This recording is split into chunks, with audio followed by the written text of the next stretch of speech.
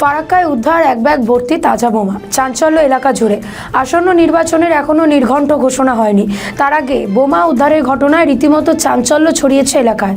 আম ও লিচু বাগান থেকে একটি ব্যাগে প্রায় 15টি তাজা সকেট বোমা উদ্ধার করে পুলিশ সূত্রে জানা গিয়েছে, শুক্রবার গভীর রাতে ফারাক্কা থানার পুলিশ শিবনগর এলাকায় গাড়ি নিয়ে টহলদারি দিচ্ছিল। সেই সময় পুলিশের গাড়ি দেখে এক ব্যক্তি পালাতে শুরু করে। পুলিশ তাকে ধাওয়া করলে সে একটি ব্যাগ রেখে পালিয়ে যায়। রাস্তার পাশে আম ও লিচু বাগান থেকে উদ্ধার হয় বোমা ভর্তি একটি ব্যাগ। ঘটনাস্থল ঘিরে ফেলে পুলিশ বাহিনী। উদ্ধার হওয়া বোমাগুলি নিষ্ক্রিয় করার জন্য খবর দেওয়া হয় বম্ব স্কোয়াড টিমকে। কী কারণে এতগুলো বোমা তার কাছে ছিল তা নিয়ে তদন্ত শুরু করেছে পুলিশ। ইতিমধ্যেই ঘটনার তদন্ত শুরু হয়েছে বলে জানা গিয়েছে।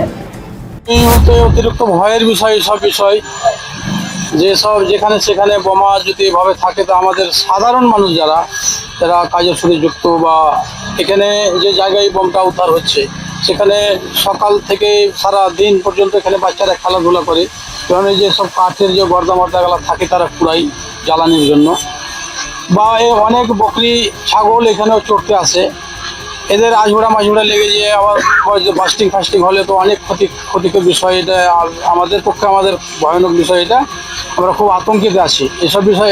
এই জন্যই আমার খুব আতঙ্কিত আছি। এইসবগুলো আমাদের এগুলো তো হয় না। এবার যাভাবে দেখলাম এটা তো বিষয় আতঙ্কজনক বিষয়।